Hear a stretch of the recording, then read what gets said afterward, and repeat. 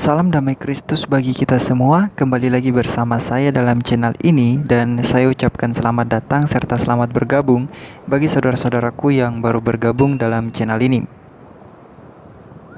Here's a comment I read yesterday. Name omitted because the penalty for leaving Islam is death, writes David. I really want to thank you for all the efforts you did in studying about Islam and sharing all the truth you found with us through YouTube. I remember the first video I saw of you was Zakir Naik is a joke. At that moment, I was like, who the censored is this guy calling Zakir Naik a joke? Then I again found you on YouTube 4 months from then, and at that time I was trying to search more and more truth about Islam, and you seemed very reliable as you were giving the references as proof. Though it hurt a lot, I could move on from Islam and leave it, and your video in which you were sharing your testimony, that made me really go deep and search more about Christ. If it wasn't for you, I would have still been saying there is no God but Allah and Muhammad is his prophet. Words aren't enough to thank you because you introduced me to Jesus through whom I can be saved, and I think there was God definitely involved in this process because I mostly doubt and don't believe easily, but I even tried showing your 30-minute video of why I am a Christian to my classmates, but everyone else found it silly, whereas I found it as one of the best videos anyone could share. So, just thank you. Now, what started this young man on his path to conversion? Zakir Naik. He had confidence in Zakir Naik.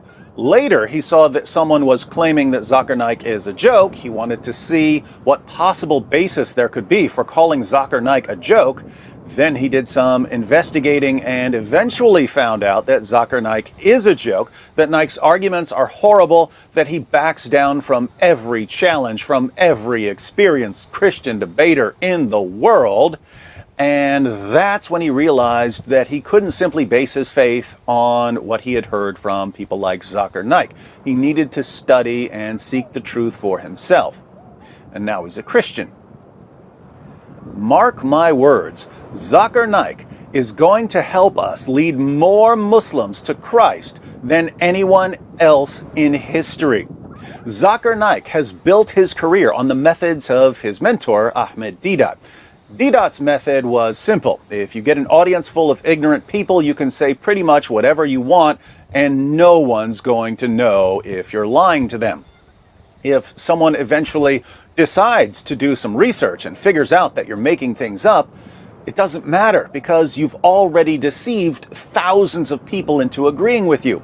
Who cares about the few who recognize that you're lying when you've already won a mob who can shout them down? So Deedat understood that all you need to do is sound like you know what you're talking about. Just sound persuasive. It doesn't matter if you're spouting total nonsense as long as it sounds good. Deedat influenced people like Naik and others who now use the same method. But there's a problem with this method. When someone eventually catches you lying, they're not going to trust you anymore. So there's always the long-term risk that you ultimately end up destroying your credibility. If I wanted to, I could go around making things up, and I'm sure I could convince gullible people to believe the things I was making up. I could go around telling people, did you know that NASA has discovered the words, Jesus is Lord, written on Mars? It's true. How can we explain this? Surely Christianity must be the truth. There are people in the world who would convert to Christianity if they believed what I was saying, but it wouldn't take long for people to see that I was making these things up.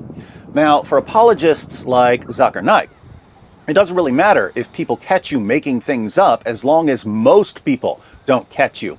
And in the days of Deedat, this was a very successful method because when someone went to the library, did some studying, and realized that Deedat was lying, what was he going to do about it?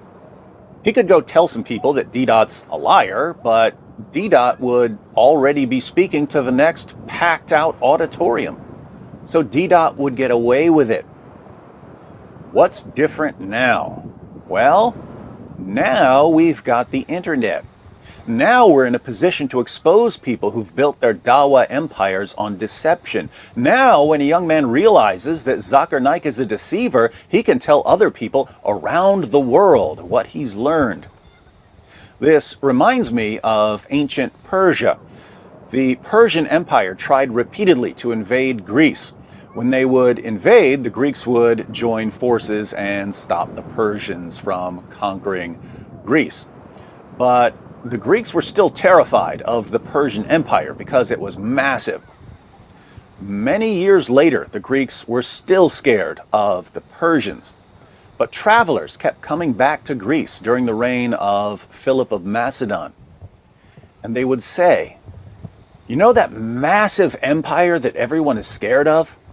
Their forts are falling apart. Their soldiers are lying around drunk. If someone were to take a well-trained army, even a much smaller army than theirs, he could wreak havoc on the Persian Empire. Philip's son, Alexander the Great, did just that. He invaded the Persian Empire with a much smaller force than the Persians had, and he crushed them. What looked like an incredibly powerful empire was actually a house of cards. You could knock it right over. Islam, as an ideology, is like that. It seems powerful to many people because it has so many adherents. But it's been spread with such a shocking degree of deception. The Quran's been perfectly preserved. There are scientific miracles in the Quran. Muhammad is mentioned by name in the Bible. So many ridiculously false claims that it's basically begging for a small, well-trained group of apologists to expose it like nothing's ever been exposed before.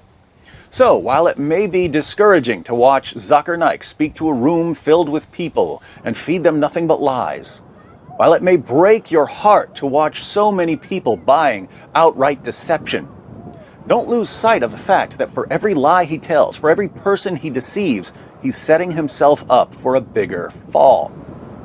Every lie he tells is an opportunity for us to expose him and to show his listeners that they have to stop trusting their leaders and to start studying for themselves.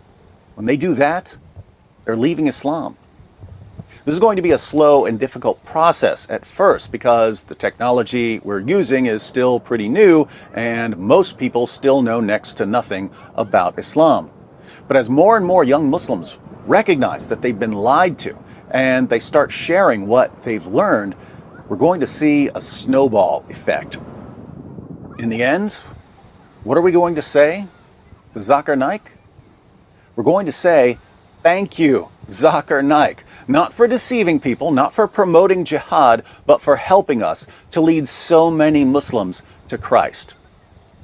Now, I said it here, it's public record. Catch me in a few years and tell me I was wrong about this.